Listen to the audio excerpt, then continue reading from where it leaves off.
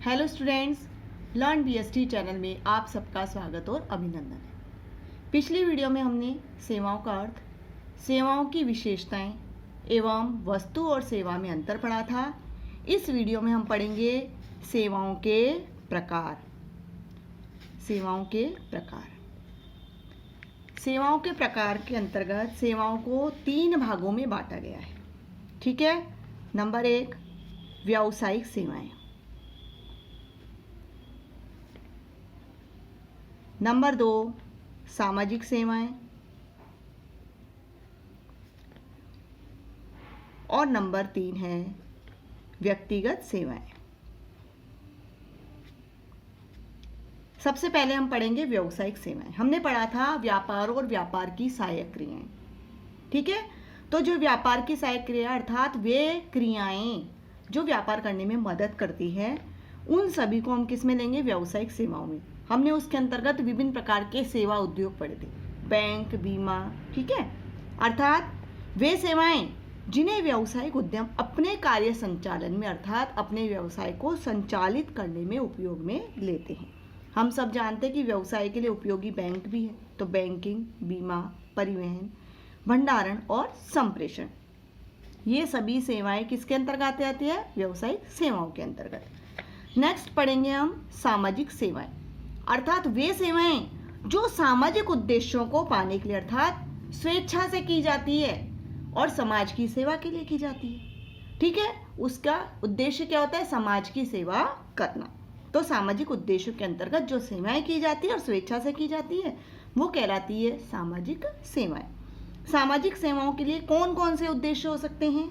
Number 1, समाज के कमजोर वर्ग के जीवन स्तर को ऊंचा उठाना। आपने देखा होगा बड़े बड़े व्यावसायिक संगठन या एनजीओज इस प्रकार के कार्यों को करती हैं। बच्चों की शिक्षा की व्यवस्था करना, अर्थात मुफ्त में शिक्षा भी दी जाती है, मुफ्त में बैग बांटे जाते हैं, पाठ्य पुस्तकें बांटी जाती है। कच्ची बस्तियों में स्वास्थ्य और सफाई की व्यवस्था करना। आपने देखा हो कच्ची बस्तियों में स्वास्थ्य के लिए आजकल जो कोरोना काल चल रहा है, इस समय क्या बांटा जा रहा है? मास्क बांटे जा रहे हैं। ठीक है। लोगों को जागरूक किया जा रहा है उनके स्वास्थ्य के संबंध में, स्वच्छता के संबंध में जागरूक किया जा रहा है। तो ये सभी किसके अंतर्गत आएंगे? सामाजिक सेवाओं। साधारणतः ये जो सेवाएं हैं वो कौन प्रदान करता है? स्वैच्छिक संगठन, जिनको हम एनजीओज के नाम से भी जानते हैं। ऐसे संगठन जो स्वयं की इच्छा से इस प्रकार के कार्यों को करते हैं। बदले में ये बहुत ही मिनिमम राशि लेते हैं और वो राशि जिससे ये अपनी लागत को पूरा कर सके। नेक्स्ट है व्यक्तिगत सेवाएं। अर्थात वे सेवाएं जिनका अनुभव अलग अलग ग्राहकों के अलग अलग तरीकों से किया जाता है, यानी अलग अलग ग्राहक हैं, उनको अलग अलग आवश्यकताएं, उनके अनुसार ये सेवाएं प्रदान की जाती है। तो सेवा प्रदान करने वाले के अनुसार ये अलग अलग हो सकती है। साथ ही ग्राहकों की पसंद की जो भी उसकी आवश्यकता है उस पर भी डिपेंड करती है। इन सेवाओं में किस किस को लिया जाएगा? पर्यटन है, मनोरंजन और जलपान गृह। इनके अंतर्गत जो ग्राहक चाहता है उसके अनुसार, जैसे आपने देखा होगा कि मनोरंजन सेवा कोई देखिए, कुछ लोग मूवीज़ देखना पसंद करते हैं। ठीक है। कुछ लोग केवल घूमना फिरना ही पसंद करते हैं। पर्यटन, जलपान गृह, आपने देखा होगा होटल में बहुत सारी सेवाएं दी जाती है। केवल आपको नाश्ते की सुविधा भी है, वहाँ रहने खाने की सुविधा भी है और वहाँ चाय कॉफ़ी की सुविधा भी। तो जैसा ग्राहक चाहता है उसी प्रकार की सुविधाएं वो जलपान गृह उन्हें प्रदान करता है। व्यवसायिक जगत की दृष्टि से हम देखते हैं तो व्यवसाय जगत में जो सबसे ज़्यादा उपयोग में आती हैं वो आती है व्यावसायिक सेवा। तो आज हम जो पढ़ेंगे वो पढ़ेंगे व्यावसायिक सेवाओं के प्रकार। आज चूंकि बहुत ही कठोर कंपटीशन का युग है, तो वे ही हमेशा योग्य साबित होंगे या वे ही आगे बढ़ सकते हैं जो व्यवसाय को सही प्रकार से सेवाएं प्रदान करें, यानी जो व्यवसाय ये प्रकार सेवाएं सही प्रकार से प्रदान करें। इसीलिए कंपनियां वही करती है जो सर्वश्रेष्ठ ढंग से कर सकती है। आज प्रत्येक सेवाओं को और कार्यों को विशिष्टताओं के आधार पर बांट दिया गया है। अर्थात जो व्यक्ति या जो संस्था जिस कार्य में योग्य, निपुण और दक्ष है वह उस कार्यों को करती है। आज अकर्मण्यों का, यानी ऐसे लोगों का कोई स्थान नहीं है जो कुछ भी करना नहीं चाहते। ठीक है। वे इस स्पर्धा में टिक सकते हैं जो पेशेवर सेवाएं देते हैं और पेशेवर सेवाओं के अनुसार अपनी व्यावसायिक क्रियाओं को करते हैं। जैसे आपने देखा होगा कि कोई भी प्रोडक्ट तैयार होता है तो प्रोडक्ट तैयार होने के बाद उसका विज्ञापन किया जाता है। तो विज्ञापन उस व्यावसायिक संस्था के द्वारा नहीं किया जा रहा, विज्ञापन उनके द्वारा किया जा रहा है जो विज्ञापन में एक्सपर्ट हो, जिनका काम ही विज्ञापन करना है, अर्थात विज्ञापन जिनका पेशा है। तो अधिक से अधिक श्रेष्ठ तरीके से उस वस्तु के संबंध में समस्त जानकारी ग्राहकों को दे, ग्राहकों को आकर्षित कर सके, इसलिए विज्ञापन सेवाओं का लाभ उठाया जाता है। व्यावसायिक सेवा इकाइयां धन की प्राप्ति करने के लिए किसकी सहायता लेती है? बैंकों। अपने प्लांट, मशीनरी, माल का बीमा कराने के लिए बीमा संस्थाओं की। कच्चा माल और तैयार माल को एक स्थान से दूसरे स्थान पर लाने और ले जाने के लिए परिवहन कंपनियों की। और अपने विक्रेताओं और आपूर्तिकर्ताओं से संपर्क करने के लिए किसकी सुविधा प्राप्त करते हैं? दूरसंचार और डाक सेवा, इन्हीं पर वो निर्भर रहते हैं। तभी तो आज के वैश्विक जगत में जो तेजी से बदलाव आ रहा है, उस तेजी से बदलाव में सेवा उद्योग प्रवेश कर चुका है। अब सबसे पहले हम पढ़ेंगे बैंकिंग। वाणिज्यिक बैंक हमारी अर्थव्यवस्था की एक महत्वपूर्ण संस्था है और भारत में भी एक बैंकिंग संस्था जो है वो बैंकिंग का व्यापार करती है, अर्थात वह बैंकिंग कंपनी वह है जो बैंकिंग का व्यापार करती है। बैंकिंग के व्यापार के तहत वो क्या क्या करती हैं? ऋण देती है, ठीक है, जमाएं स्वीकार करती है और ऐसी जमाएं जिन्हें मांगने पर या अन्य किसी भी समय पर भुगतान किया जाता है। ग्राहक चेक, ड्राफ्ट, ऑर्डर, इन किसी भी माध्यमों से पैसा निकाल सकता है। तो सरल शब्दों में बैंक किसे कहेंगे? बैंक जमा के रूप में धन स्वीकार करते हैं, मांगने पर लौटा नहीं होता है, ऋण देकर लाभ कमाते हैं और बैंक लोगों की बचत को जमा करते हैं और व्यवसाय को उनके पूंजीगत और आयगत व्ययों के लिए धन भी उपलब्ध करवाने का कार्य करता है। और साथ ही साथ ये विभिन्न प्रकार की वित्तीय सेवाएं भी देते हैं, ठीक है, जिसके अंतर्गत वो बदले में क्या लेते हैं? ब्याज, बट्टा और कमीशन जैसे बिलों को भुनाने का कार्य। अब हम पढ़ेंगे बैंकों के प्रकार। बैंकों के प्रकारों को 4 भागों में बांटा गया है। वाणिज्यिक बैंक, सहकारी बैंक, विशिष्ट बैंक और केंद्रीय बैंक। सबसे पहले हम पढ़ेंगे वाणिज्यिक बैंक, अर्थात वे संस्थाएं जो मुद्रा में व्यापार करती हैं और ये किसके तहत शासी है, यानी इसके जो नियम दिए गए हैं वो है भारतीय बैंक नियमन अधिनियम 1949 में इसको किस प्रकार संचालित करना है उसके संबंध में आवश्यक नियम दिए गए हैं। इस अधिनियम के अनुसार यदि हम बैंकिंग का अर्थ लेते हैं तो क्या है? ऋण देने या विनियोग के लिए जनता से जमाएं स्वीकार करना, अर्थात ऋण देना या विनियोग के लिए, इन्वेस्टमेंट के लिए जनता से जमाओं के रूप में राशि स्वीकार करना। वाणिज्यिक बैंकों को 2 भागों में बांटा गया है, अर्थात वाणिज्यिक बैंकों को 2 भागों में बांटा गया है। एक तो सार्वजनिक बैंक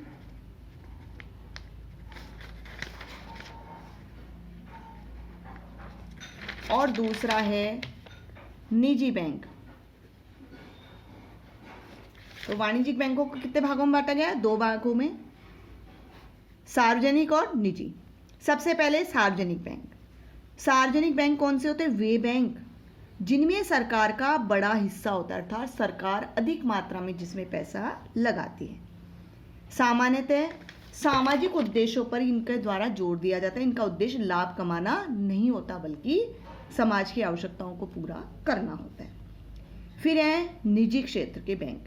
निजी क्षेत्र के बैंकों का जो स्वामित्व होता है, अर्थात जो उसके मालिक होते हैं, उसका प्रबंधन होता है, नियंत्रण होता है, वो निजी प्रवर्तकों के हाथों में होता है। कुछ लोगों का समूह मिलकर इस प्रकार के बैंकों की स्थापना करते हैं। ये बैंक जो भी बाजार में आवश्यकता है उसके अनुसार काम करने को स्वतंत्र है, बाजार की शक्तियों के अनुसार काम करने की पूरी स्वतंत्रता है। हमारे देश में कई सार्वजनिक बैंक संचालित है, जैसे भारतीय state bank, PNB Punjab national bank, Indian overseas bank आदि। ये कौन से क्षेत्र हैं? हमारे देश के सार्वजनिक क्षेत्र के बैंक। अब है निजी क्षेत्र के कौन कौन से हैं? आईसीआईसीआई, कोटक महिंद्रा, एचडीएफसी, ये सारे बैंक हमारे कौन से हैं? निजी क्षेत्र के बैंक। अब हम पढ़ेंगे सहकारी बैंक। इन सहकारी बैंकों का जो चलाने का जो नियम अधिनियम दिए गए हैं वो हैं राज्य सहकारी समितियां अधिनियम के अंतर्गत दी गई है और उसी में सारे प्रावधान इसको चलाने के दिए गए। ये बैंक क्या करते हैं, अपने सदस्यों को सस्ती दर पर यानी कम ब्याज दर पर ऋण उपलब्ध करवाने का कार्य करते हैं। और भारत में ये बैंक ग्रामीण ऋण कृषि वित्तन का सबसे प्रमुख स्रोत है। अब हम पढ़ेंगे विशिष्ट बैंक। वे बैंक जो विशिष्ट क्रियाओं को विशेष जरूरतों के अनुसार पूरा करते हैं। ये कौन कौन से हैं, जैसे विदेशी बैंक है, औद्योगिक बैंक है, विकास बैंक है, आयात निर्यात बैंक है। ये बैंक औद्योगिक इकाइयों की दिशा यानी औद्योगिक इकाइयाँ अपना डेवलपमेंट करना चाहती है, अधिक मात्रा में पूंजी की आवश्यकता, तो उनकी दिशा बदलने के लिए जो भारी परियोजनाएं हैं यानी बड़ी बड़ी परियोजनाएं जिसमें अधिक मात्रा में पैसा लगाने की आवश्यकता है उनमें और विदेशी व्यापार को वित्तीय सहायता प्रदान करने का कार्य करते हैं। नेक्स्ट है केंद्रीय बैंक, जिसे हम बैंकों का बैंक के नाम से भी जानते हैं। और हमारे देश का जो केंद्रीय बैंक है वो कौन है, आरबीआई यानी रिजर्व बैंक ऑफ इंडिया।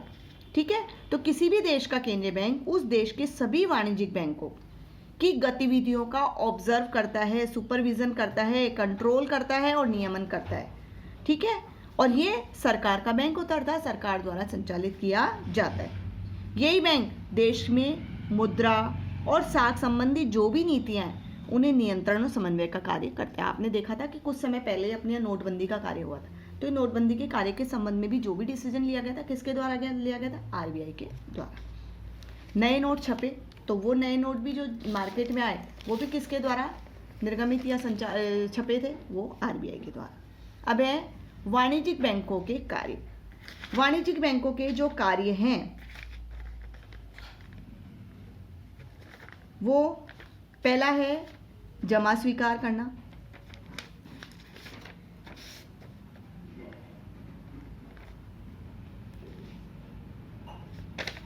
ऋण देना,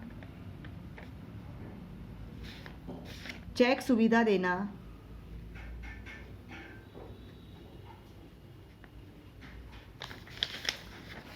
धन का हस्तांतरण करना,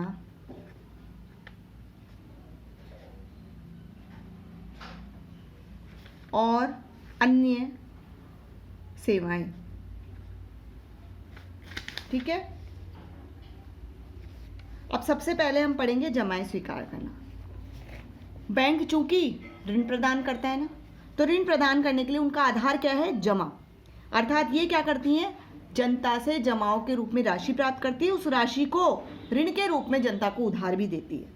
ठीक है, तो बैंक ऋण लेता भी है किससे और देता भी है। तो बैंक जब उधार लेता है, ऋण लेता है, तो उस पर क्या देता है, ब्याज, और जब ऋण देता है तो उस पर लेता है ब्याज। इन जमाओं के रूप में बैंक विभिन्न प्रकार के खातों को संचालित करता है, जैसे चालू खाता, बचत खाता, निश्चितकालीन यानी एफडियां, और खातों के रूप में लेते हैं। यानी विभिन्न प्रकार के कौन कौन से खाते हैं, चालू खाते, बचत खाते, सावधि जमा खाते, जिसको हम स्थायी जमा खाते के नाम से भी जानते हैं। चालू खाते में से उसमें जो जमा राशि है, उस जमा राशि में एक निश्चित सीमा होती है, उस निश्चित सीमा तक अपने पास राशि रखते हैं और उसके पश्चात उसको निकालने की सुविधाएं भी प्रदान की जाती है। यानी चालू खाते में बिना पूर्व सूचनाओं के कभी भी धनराशि को निकाला जा सकता है, जमा कराया जा सकता है, कितनी ही बार दिन में जमा कराया जा सकता है। जो व्यावसायिक वर्ग है वो चालू खातों का अधिक से अधिक मात्रा में क्या करते हैं, उपयोग। नेक्स्ट है बचत खाता। बचत खाता क्यों खोला जाता है, लोगों की बचत को प्रोत्साहित करने के लिए। इस पर आरबीआई द्वारा जो निर्धारित ब्याज की दर है, उस ब्याज की दर से इस बचत खाते पर ब्याज दिया जाता है। अर्थात बचत के खाते में जो जमा राशि है उस पर ब्याज दिया जाता है। इन खातों में से कितनी राशि एक अवधि में निकाली जा सकती है, कितनी बार निकाली जा सकती है, इस पर कुछ बाउंडेशंस होते हैं, जबकि चालू खाते में कोई बाउंडेशन नहीं होता।